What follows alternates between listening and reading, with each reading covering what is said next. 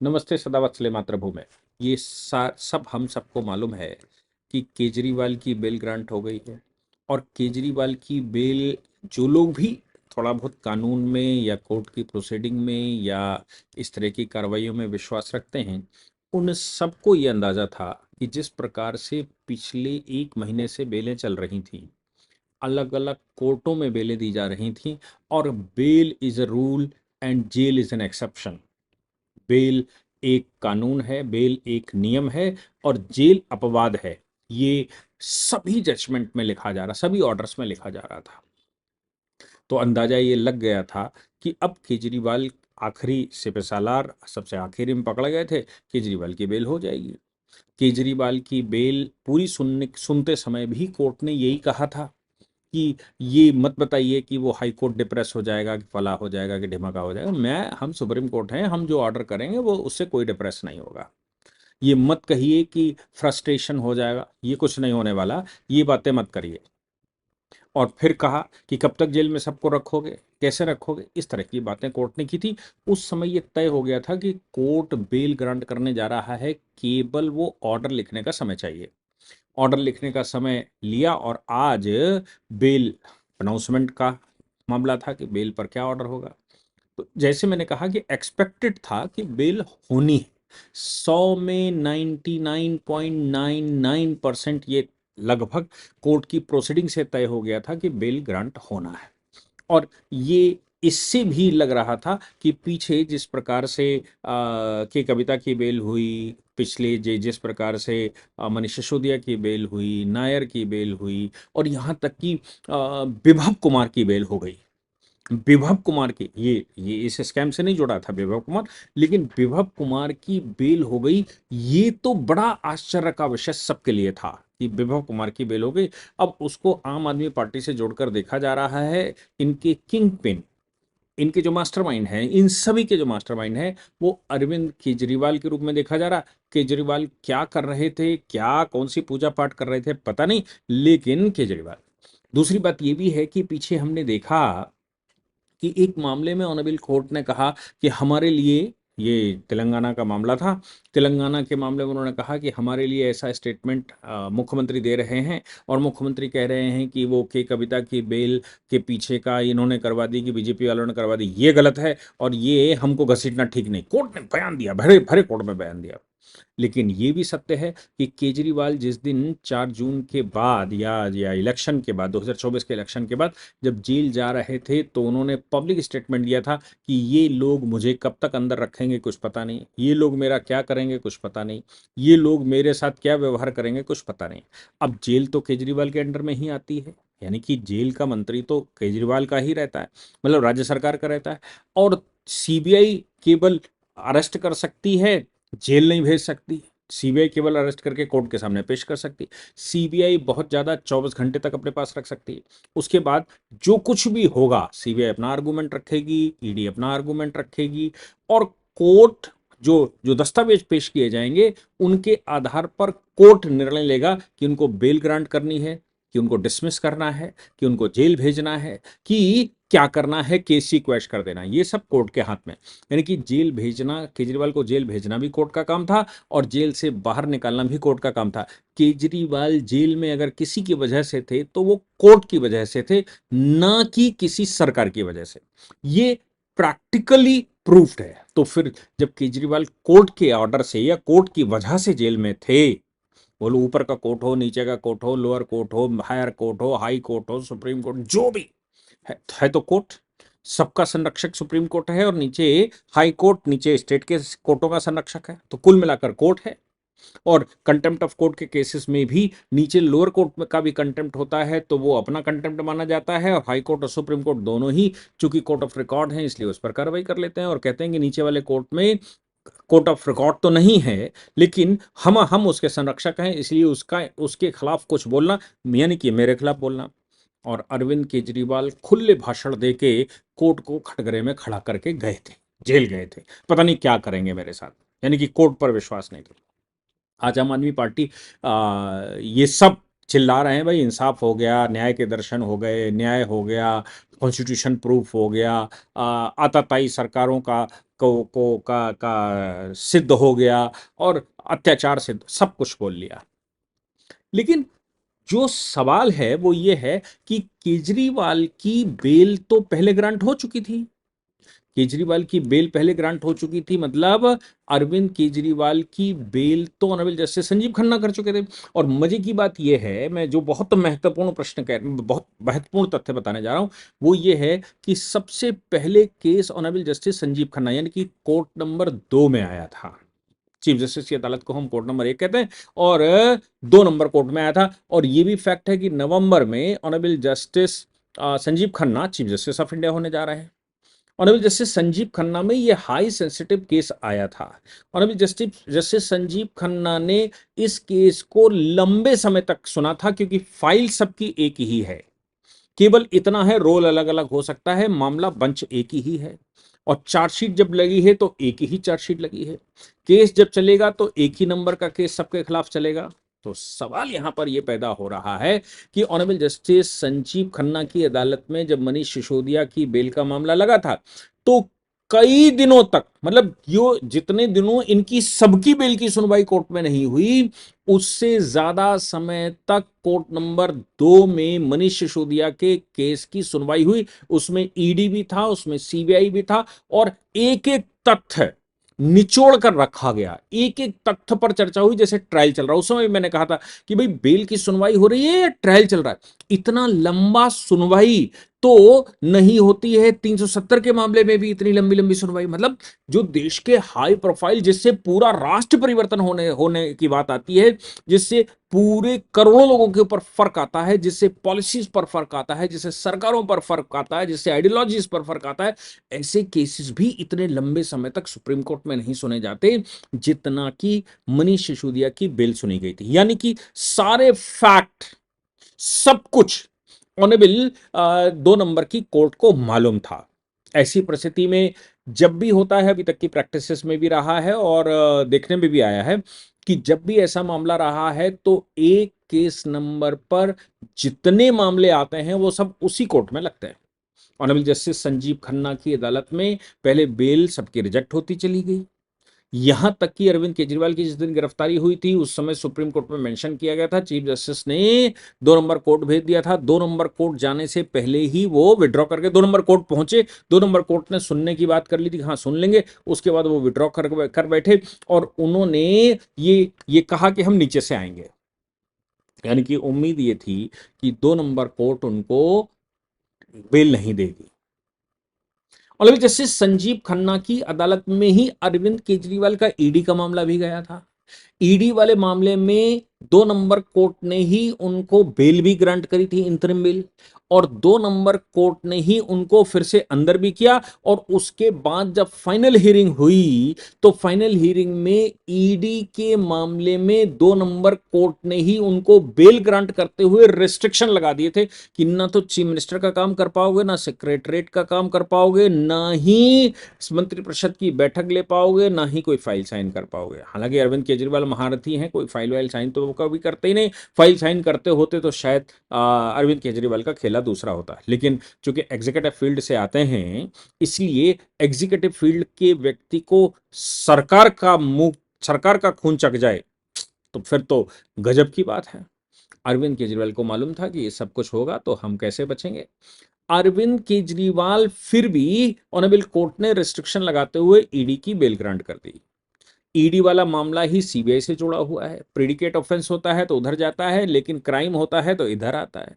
तो क्राइम हुआ, करप्शन हुआ, प्रेडिकेट ऑफेंस हुआ वो अलग है, करप्शन हुआ, मिसयूज ऑफ पावर हुआ, वो मामला सीबीआई का था। एक ही मामले हैं, दोनों एक दूसरे के साथ जुड़े हुए हैं। अक्सर हमने देखा है कि एक कहता है कि प्रेडिकेट ऑफेंस नहीं हुआ तो इसका मतलब क्राइम, इसका मतलब क्राइम वाला नहीं हुआ तो प्रेडिकेट ऑफेंस नहीं हुआ। कभी दोनों मिलाकर देखते हैं, कभी दोनों अलग करके देखते हैं, कभी दोनों साथ साथ चलते हैं। अलग अलग कोर्टें अलग अलग तरह की बात करती हैं। खैर, सुप्रीम कोर्ट में जब एक जज एक कोर्ट में ये सारे मामले लग रहे थे, सबकी बेलें वहां जा रही थी, तो फिर अचानक रोस्टर की बात कही जाती है। कि भाई ऑनरेबल चीफ जस्टिस तय करते हैं। फिर ये बेलें, सवाल यहाँ पर लोगों के मन में प्रश्न ये आ सकता है कि फिर ये बेलें ऑनरेबल जस्टिस संजीव खन्ना की अदालत से अचानक हट कैसे गई, कैसे दूसरे कोर्टों में पहुंच गई? क्या रजिस्ट्रार के पास कोई खेल है क्या? रजिस्ट्रार की कोई ऐसी भावना थी कि भाई कौन सी कोर्ट में लगेगी?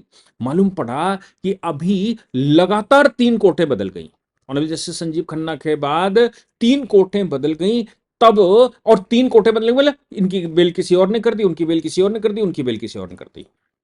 ऑनरेबल जस्टिस संजीव खन्ना की अदालत में जब मामला गया था तो अरविंद केजरीवाल की जो बेल नीचे लोअर कोर्ट ने, ट्रायल कोर्ट ने, एक वेकेशनल बेंच ने कर दी थी। ट्रायल कोर्ट के वेकेशनल बेंच ने, वेकेशनल मतलब उस समय छुट्टी चल रही थी, और वेकेशनल बेंच ने पूरा मामला सुना नहीं था, पूरे मामले की गहराई में वो गई नहीं थी और उसने बेल ग्रांट कर दी थी। हाई कोर्ट ने उसको लताड़ ये लगाई थी कि ऐसा कैसे हो सकता है कि पूरी फाइल को जाने बगैर आप आनंद फानंद में सुनवाई करेंगी और बेल ग्रांट कर देंगी और पूरी सुनेंगी भी नहीं। सुप्रीम कोर्ट पे भी मामला आया था, कुछ कुछ कुछ विशेष लाभ हुआ नहीं। सवाल यहां पर यह है कि जब ऑनरेबल जस्टिस संजीव खन्ना पूरा मामला सुन चुके थे ए से लेके जेड तक, तो उनके तो उंगलियों पे सारे फैक्ट थे, उनके तो सामने से पूरी फाइल, छोड़ दीजिए पूरा केस निकल कर गया था। फिर अचानक कोर्टें चेंज हो गई और कोर्ट चेंज होते ही बेलें ग्रांट होनी शुरू कर दी, हो गई। मैं ये नहीं कह रहा हूं कि इसमें कोर्ट की कोई गलती है, वो तो रोस्टर है या फिर वो तो रजिस्ट्रार ने लगाई होगी, जहां पहुंच गई, जिसकी अदालत में पहुंची वो उसको सुनता है।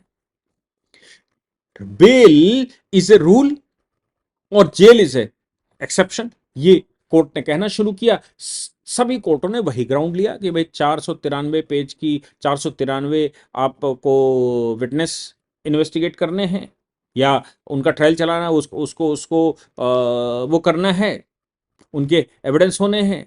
493 लोगों के एविडेंस कितने दिन में करवाएंगे? फिर ये कहा गया कि 50,000 पेजेस आपने जमा कर दिए हैं, कितने लोग कब तक देखेंगे? फिर ये कहा गया कि 1 लाख पेज अपलोड हो चुके हैं, इतना लंबा ट्रायल कैसे चलाया जाए? इतना लंबा ट्रायल चलेगा, बहुत समय चाहिए इस मामले में, इसलिए तब तक क्या 3-4 साल 5 साल बहुत तेजी से चलेगा तो भी 3-4-5 साल में ट्रायल कंक्लूड होगा, तब तक जेल में रखेंगे। बेल ग्रांट कर दीजिए, बेल ग्रांट कर दीजिए। आज जो बेल ग्रांट हुई उसमें 2 जजेस की बेंच, ऑनरेबल जस्टिस भूयान और ऑनरेबल जस्टिस सूर्यकांत।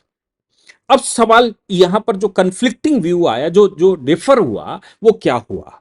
डिफर ये हुआ कि क्या सीबीआई कस्टडी में गिरफ्तार कर सकती है? बेल आज ग्रांट हुई है तो 2 दिन पहले ही सीबीआई ने उनको अरेस्ट कर लिया था। सीबीआई ने अरेस्ट कर लिया था जेल के अंदर से, और फिर कोर्ट से परमिशन लेके ट्रायल कोर्ट में उनको हाजिर करवाया गया था। और सीबीआई वाले केस में जैसे मैंने कहा कि मामला एक ही है, लेकिन उसके इन्वेस्टिगेशन एंगल 2 हैं, एक प्रिडिकेट ऑफेंस और एक करप्शन। करप्शन का मामला वो देख रहे हैं, ये प्रेडिकेट ऑफेंस का मामला देख रहे हैं, यानी कि आय से अधिक संपत्ति, आय से अधिक वो, और करप्शन से कमाया गया धन। तो ईडी का मामला अलग है। अगर धन नहीं भी मिलता और करप्शन है, अगर धन नहीं भी पाया जाता, धन का कोई सोर्स नहीं मिल रहा, फिर भी करप्शन है। करप्शन तो बहुत तरह का होता है, कोई फेवर कर देता है तो करप्शन होता है। करप्शन बहुत तरह का होता है, कोई किसी की बात कर देता है तो भी उसको करप्शन माना जाता है। आवश्यक नहीं है उसमें धन इकट्ठा हो, आवश्यक नहीं है उसमें पैसा चले, उसमें फेवर भी चलता है, favour is sufficient for the corruption. तो सीबीआई वाला मामला अलग हो गया। तो अगर ईडी का मामले में बेल ग्रांट हो जाती है तो आवश्यक नहीं है कि सीबीआई वाले मामले में हो जाए, क्योंकि ये तो प्रूफ हो रहा है, ये बात ऑनरेबल जस्टिस संजीव खन्ना की अदालत में प्रूफ हो चुकी थी, मनी ट्रेल तो हुई है, धन का आवागमन तो हुआ है। ये बात ऑनरेबल कोर्ट ने कोर्ट में भी कही थी। फिर आज 2 सवाल कोर्ट के सामने आए। 2 सवाल कोर्ट के सामने ये थे कि क्या सीबीआई की गिरफ्तारी वैध थी या अवैध थी? इस पर एक प्रश्न है, क्योंकि ईडी के मामले में वो हो चुका है, वो वाला बेल हो चुकी थी, फिर भी गिरफ्तार करना सीबीआई का जरूरी था क्या? क्या ईडी के केस में बेल को अपास्त करने के लिए सीबीआई की गिरफ्तारी हुई थी? ये सवाल है। दूसरा ये है कि इतना लंबा ट्रायल को ध्यान में रखते हुए क्या जेल में रखना ठीक है? तो दूसरे वाले पॉइंट पर कि भाई लंबे समय तक ट्रायल चलेगा, बहुत सारे एविडेंसेस हैं और उनका ट्रायल लंबा चलेगा, तब तक इतने दिनों तक किसी को जेल में रखना उचित नहीं है, क्योंकि 2 3 4 साल ट्रायल चलेगा और जब तक ट्रायल खत्म नहीं होगा तब तक जेल में रखना ठीक नहीं है। हाँ, चार्जशीट की बात आती है, चार्जशीट लग चुकी है, अब वो सप्लीमेंट्री चार्जशीट अगर लगेंगी तो लगती रहेंगी। तो चार्जशीट लग चुकी है, चार्जशीट के आधार पर ही ये बताया गया कि भैया इतने पेज की चार्जशीट है, इतने पेज का ये है, इतने विटनेस हैं और इतना पेपर है। तो समझ में आया, दोनों जजेस ने इस पर तो बेल होनी चाहिए, इस बात पर एग्रीड थे, और ये तो पहले से पता लग रहा है कि भाई बेल होनी चाहिए। क्यों? क्योंकि बहुत बड़ा केस बना दिया है सीबीआई और ईडी ने। अब दूसरा वाला प्रश्न कि क्या सीबीआई की गिरफ्तारी उचित है? तो ऑनरेबल जस्टिस सूर्यकांत का व्यू था कि गिरफ्तारी में कोई समस्या नहीं है। ईडी की गिरफ्तारी के समय पर कोई व्यक्ति जेल में है, अगर कोई दूसरी एजेंसी को उसकी आवश्यकता पड़ती है, कोई दूसरी एजेंसी इन्वेस्टिगेशन उसी मामले में कर रही है और उसको एविडेंसेस के लिए आवश्यकता है, तो ऐसी परिस्थिति में वो अरेस्ट कर सकती है with the permission of court. तो परमिशन ऑफ कोर्ट उनकी वो अरेस्ट हो गए। कोर्ट उसमें इन्वॉल्व था नहीं था वो अलग बात है, लेकिन वो अरेस्ट हो गए। अरेस्ट करने के बाद 24 घंटे से ज्यादा अपने साथ रख नहीं सकते, तो उनको पेश करा गया कोर्ट में। कोर्ट ने उनकी वो ग्रांट कर दी, रिमांड। किसने करी? कोर्ट ने ही रिमांड ग्रांट कर दी। सीबीआई ने मांगा, कोर्ट चाहता तो रिजेक्ट कर देता। सीबीआई कोर्ट चाहता तो कहता कि नहीं, हम तुम्हें जो है वो बेल ग्रांट कर दे रहे हैं।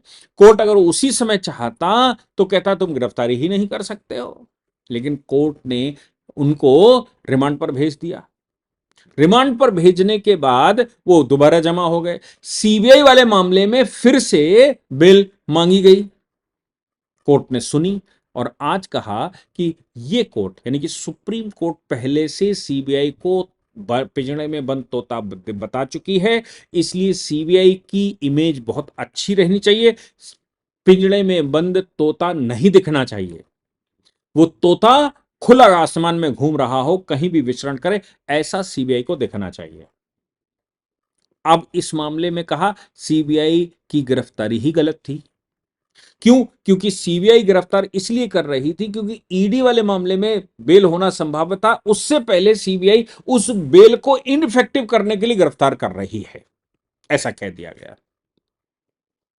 कोर्ट ने भरी कोर्ट में इस बात का बयान दिया कि भाई ऐसा है, और सीबीआई को तमाम तरह की बातें बता डाली कि भाई सीबीआई सीबीआई दिखनी चाहिए, अच्छी दिखनी चाहिए, साफ सुथरी दिखनी चाहिए, ये गिरफ्तारी ऐसी नहीं होनी चाहिए, वैसे नहीं। फिर जो कोर्ट ने एक और स्टेटमेंट दिया, भले ही ओरल दिया हो, एक और स्टेटमेंट दिया और ये साथ में कहा कि बहुत हम बोल नहीं सकते इन मामलों में क्योंकि ये इंस्टीट्यूशन की प्रेस्टीज का सवाल है, लेकिन ईडी की जो बेल हुई, जो ऑनरेबल जस्टिस संजीव खन्ना ने की थी और कई दिनों तक पड़े रहने के बाद रिस्ट्रिक्टिव बेल की थी, जिसमें ये कहा था कि आप सचिवालय नहीं जा सकते, आप ये नहीं कर सकते, आप मुख्यमंत्री का कोई काम नहीं कर सकते। कोर्ट ने उस पर भी बयान दे दिया। मेरा मानना है कि वो विषय अगर नहीं था, ईडी वाला विषय कोर्ट के सामने नहीं था, तो उस पर बयान अननेसेसरी माना जाता, और ये सुप्रीम कोर्ट तमाम हाई कोर्टों को इस तरह की नसीहत हर चौथे छठे दिन देती है कि वो तुम उस पर नसीहत नहीं, काम करो, पेपर पर जजमेंट करिए।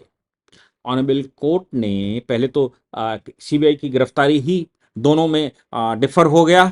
एक एक जज ने कहा कि नहीं, गिरफ्तारी हो सकती है, दूसरे ने कहा कि ये गलत है, और साथ में ये कह दिया कि बेल ग्रांट करते समय, ईडी के बेल ग्रांट करते समय इस तरह की रिस्ट्रिक्शन लगाना मैं तो नहीं समझ पाया इसका क्या मतलब है।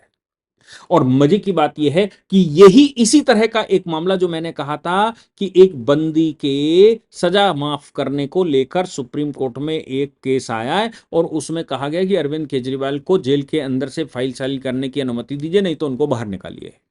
क्यों? क्योंकि उनको फाइल साइन करना है। हालांकि अरविंद केजरीवाल कोई फाइल वाइल साइन करते नहीं, लेकिन एक केस बनाया गया और कोर्ट में आया, और उस कोर्ट में ये भी चर्चा हुई वो उसमें कि क्या किसी मुख्यमंत्री को काम करने से रोका जा सकता है। चर्चा ये होनी चाहिए कि मुख्यमंत्री जेल में जाने के बाद क्या मुख्यमंत्री रह सकता है? जब पब्लिक सर्वेंट कोई भी ऊपर से लेकर नीचे तक 24 घंटे से ज्यादा या कहीं 48 घंटे से ज्यादा जेल में रहता है तो वो उसकी नौकरी सस्पेंड हो जाती है। तो क्या पब्लिक सर्वेंट अरविंद केजरीवाल जो जेल में हैं वो मुख्यमंत्री का काम कर सकते हैं या वो मुख्यमंत्री रह सकते हैं? यह सवाल होना चाहिए।